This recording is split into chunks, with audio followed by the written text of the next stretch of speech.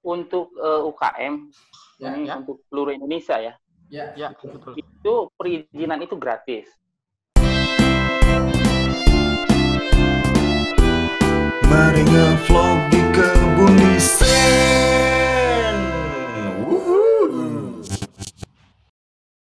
Assalamualaikum warahmatullahi wabarakatuh. Selamat datang di vlognya Kebunisen. Oke, sekarang kita akan ngobrol-ngobrol dengan foundernya SEA. Nah, kira-kira siapakah? Bersama Halo. Kang Royan, halo Kang. Halo, apa Kang, kabar? perkenalan dulu Kang, perkenalan. Enggak Kang, perkenalkan. Oh, iya. Ayo. Halo, perkenalkan nama saya Agus Royan. Saya ownernya Rengginang Eyang, ya. Oke. Ya, oke. Jadi vlog kita kali ini tuh mau ngebahas tentang cara bagaimana bisnis snack gitu. Kan banyak UMKM atau viewer kita yang bisnis snack, cuman dia hanya dijualnya ke warung-warung gitu. Gimana caranya agar dia bisa legal, kemudian punya BPOM, punya PIRT, kemudian bisa masuk ke supermarket. Nah, itu pembahasan kita seperti itu sih. Gitu. Oke, ya. Oke, ya. Oke Kang, yang pertanyaan saya mau nanya dulu nih ya, mau kepo sama Kang. Siap. Udah berapa lama sih Kang bisnis snack? Saya sejak 2014. Sejak 2014. Ya. Terus ini Kang, kalau di awal-awal gitu ya, lakunya itu berapa banyak sih Kang pas memulai gitu?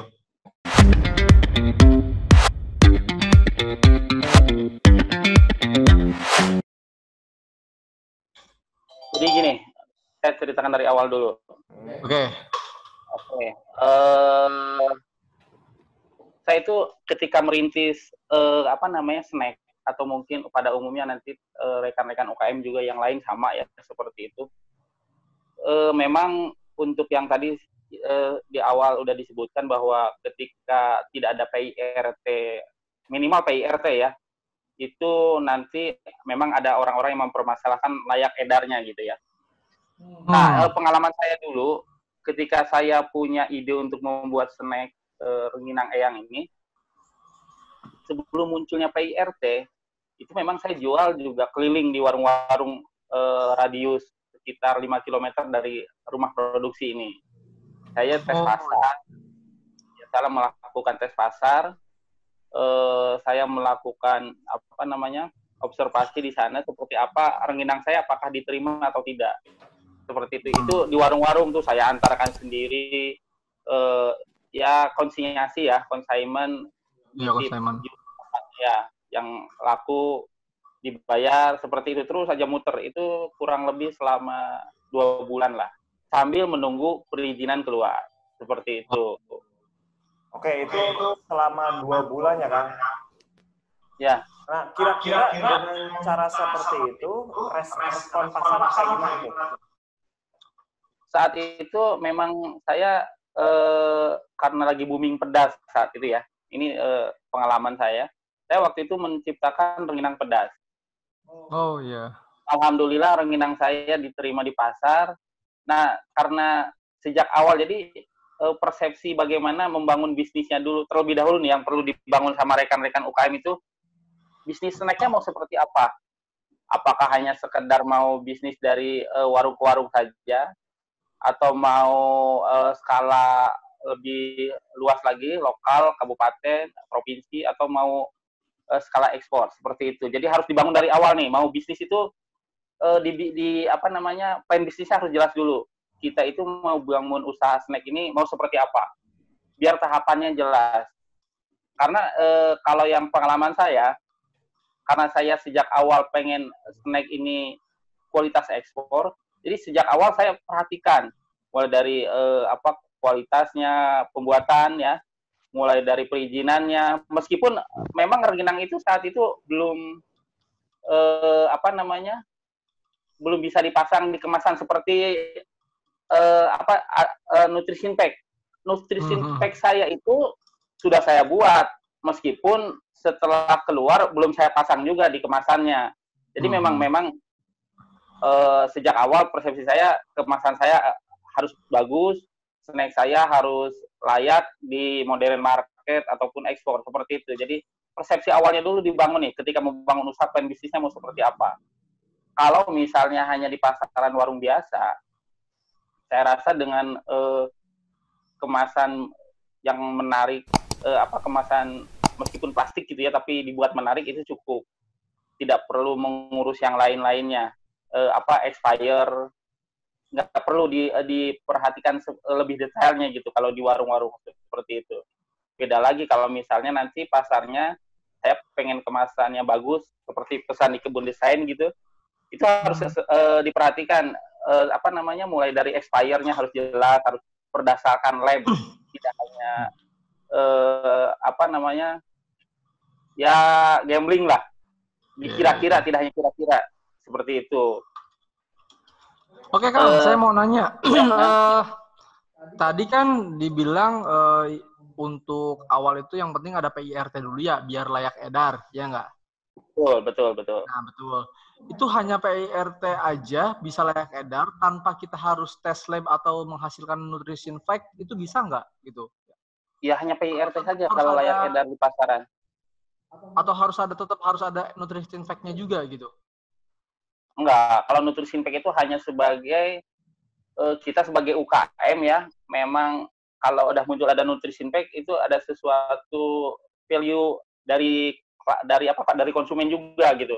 Kan jarang sekali seorang UKM itu di kemasannya ada nutrition pack gitu.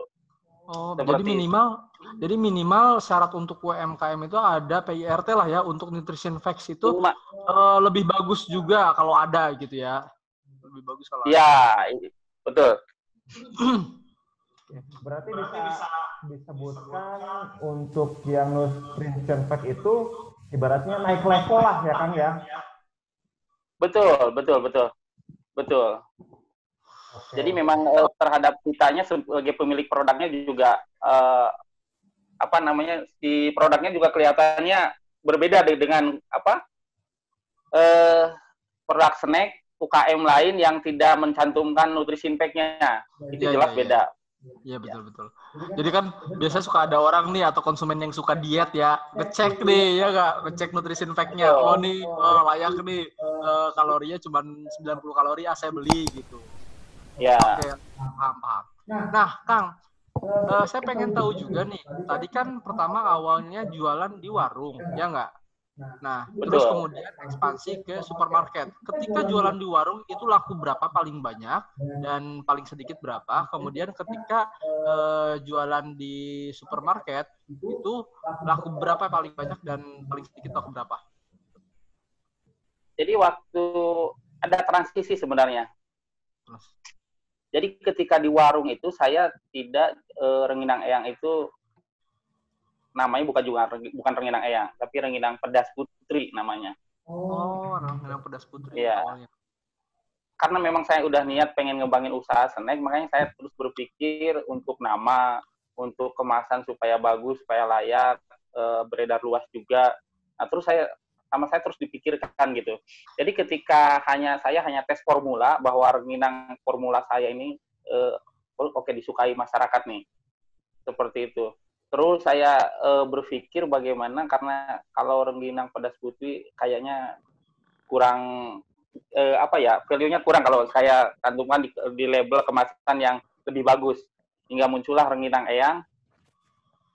Nah, itu saya di tes pasar itu hanya tidak target saya harus laku sekian, saya hanya ingin masyarakat bagaimana komennya terhadap formula rengginang saya itu. Hanya itu targetnya itu. Iya. Saya membuat formula sendiri, apa aja kadarnya, misal deketannya berapa gram segala macam, saya lempar ke pasar, hanya ingin bagaimana sih rasanya rengginang buatan saya, hanya itu aja. Saya tidak ada targetan penjualan meningkat, enggak. Karena terakhir saya juga mungkin di warung-warung rengginang saya nggak diambil, jadi terakhir udahlah nggak usah diambil, saya juga males ngambil lagi gitu kan, langsung berubah kemasan. Seperti itu. Tapi kalau untuk supermarket ada targetnya atau udah laku berapa banyak nih?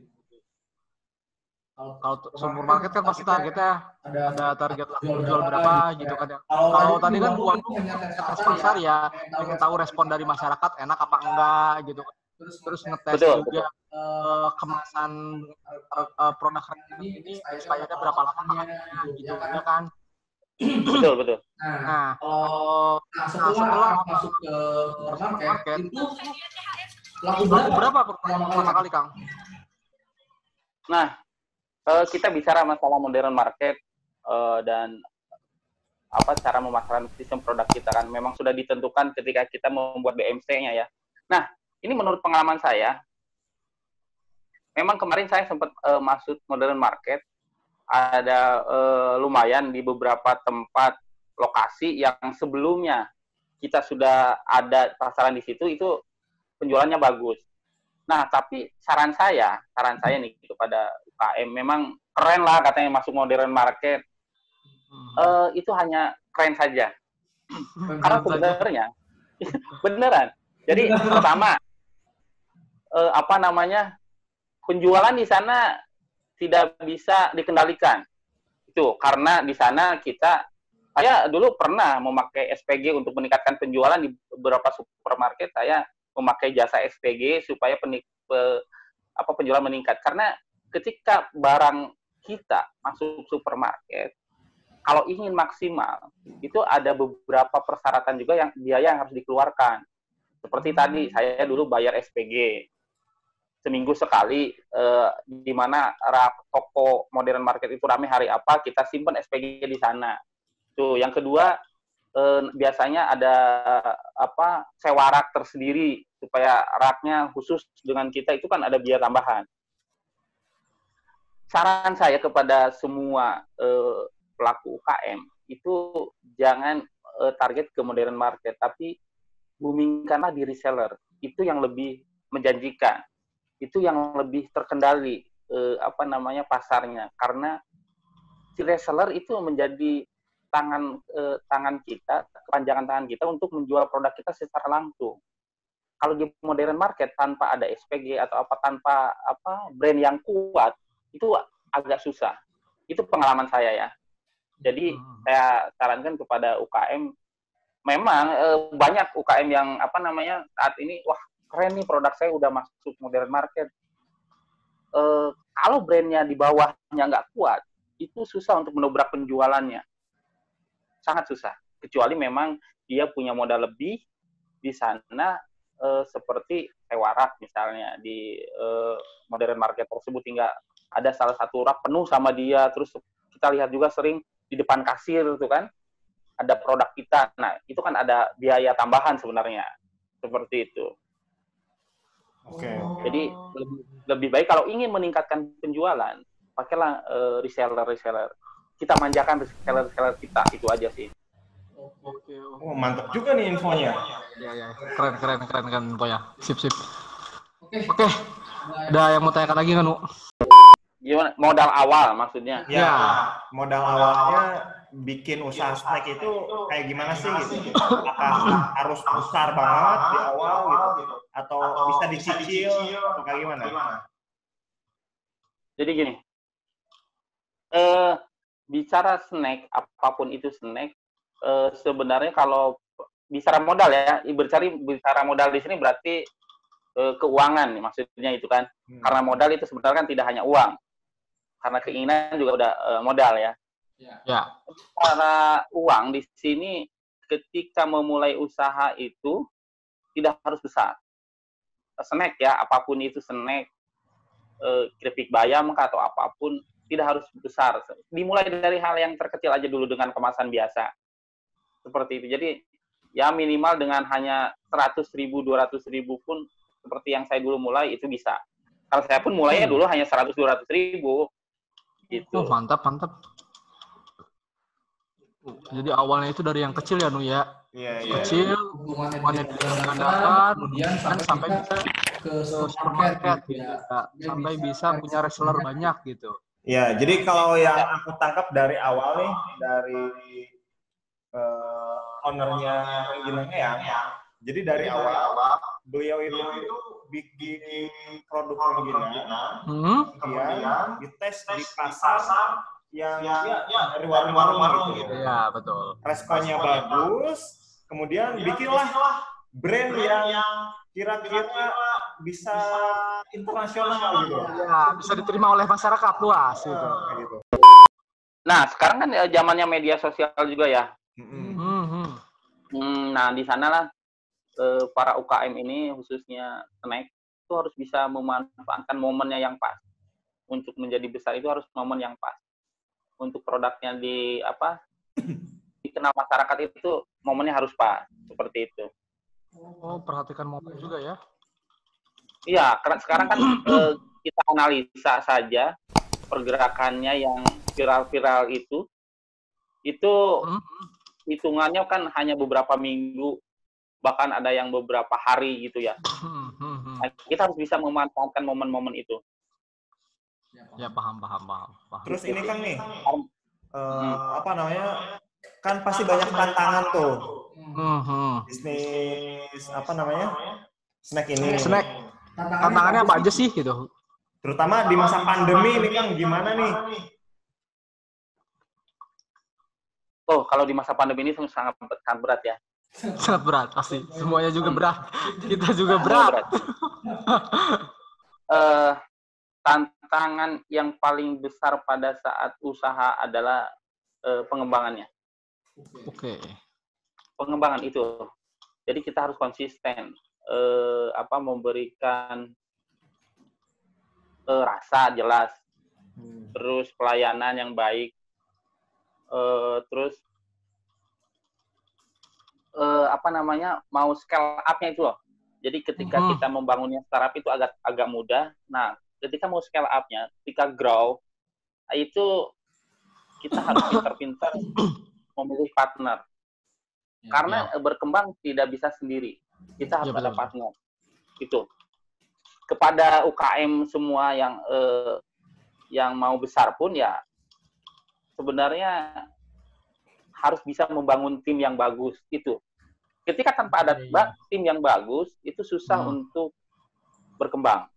Ya. Oke. Jadi tantangan apapun di dalam usaha, mau snack, mau jasa, dagang, yang harus diperhatikan adalah pengembangannya ya, Kang. Ya, betul ya. Pengembangannya. Ya. Terus kita harus konsisten juga. Terus kita harus meningkatkan pelayanan. Dan yang paling penting adalah harus mencari partner dan membentuk tim yang baik gitu ya. Betul. Oke, Kang. Nah, ini saya mau nanya nih. Itu tadi kan kita berbicara perizinan ya. Nah, itu perizinan gimana sih caranya gitu? Langkahnya apa aja? Mulai yang dari yang pertama apa, ngurus apa dulu gitu. Dan biayanya berapa kalau kita pengen tahu gitu sebagai UMKM gitu, kita share ke teman-teman atau viewer kita. Untuk UKM untuk seluruh Indonesia ya. Ya, betul. Itu perizinan itu gratis. Okay. Untuk perizinan gratis. Pertama yang harus dimulai untuk makanan itu adalah PIRT. Nah, di seluruh Indonesia tentu ada yang namanya di setiap kabupaten ya. Itu ada dinas kesehatan. Itu ada dinas perindustrian dan perdagangan. Itu ada dinas koperasi. Itu ada dinas pertanian. Nah, dinas-dinas yang saya sebutkan tadi itu adalah di mereka ada anggaran untuk membawa binaan atau UKM-nya di bawah mereka untuk melakukan fasilitasi PIRT namanya ya, fasilitasi PIRT. Cuman kadang di beberapa dinas tersebut itu terbatas. Jadi misalnya kayak yang saya tahu di tahun ini kalau di Kerawang hanya ada 20 PIRT gitu loh. Fasilitasinya hanya 20 kalau nggak salah. Nah, kalau di dinas perindustrian. Nah, kalau di dinas koperasi itu biasanya lebih besar, lebih banyak. Bisa mencapai 100 gitu. Kuotanya. Jadi UKM-nya banyak tuh kan. Nah, hanya di dinas-dinas tersebut tadi biasanya terbatas karena dengan anggaran juga. Biasanya hanya 20, 30. Nah, di dinas koperasi itu kuotanya lebih banyak. Makanya sebaiknya siapapun dimanapun UKM itu merapatlah ke dinas koperasi. Seperti itu. Ke bidang ternyata buat UMKM itu bisa gratis ya urus perizinan ya, asal kita tahu celah-celahnya gitu ya. Oke, menarik. Oke, ada yang mau tanyakan lagi nggak kira-kira? Yang terakhir apa ya? Oh, ini nih Kang. Yang saat ini, iya gimana? Iya, gimana? Barusan Kang ada lanjutannya yang tadi? Yang saat ini belum belum bisa difasilitasi ya. Sebenarnya memang mahal sih. Yaitu minuman. Itu minuman. Oh, minuman. Saya juga akan mendampingi beberapa UKM nih. Minuman itu kan harus ada BPOM.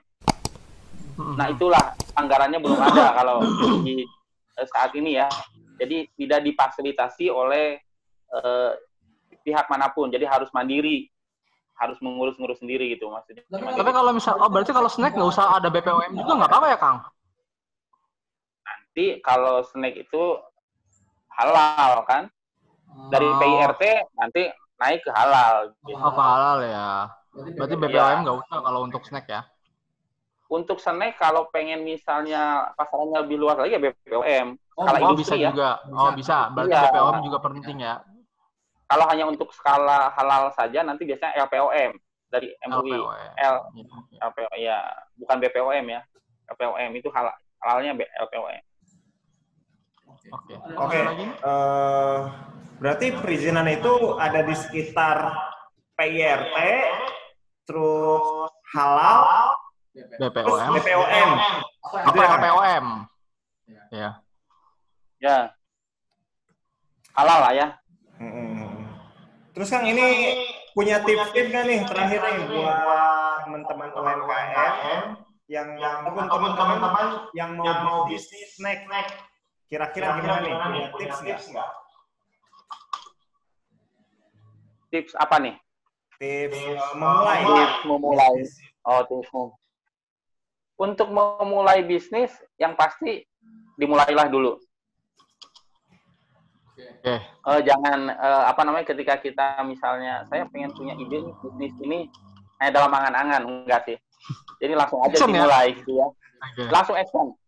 Setelah action nanti ya dibuatlah bisnis model kanvasnya supaya kita pemetaannya jelas.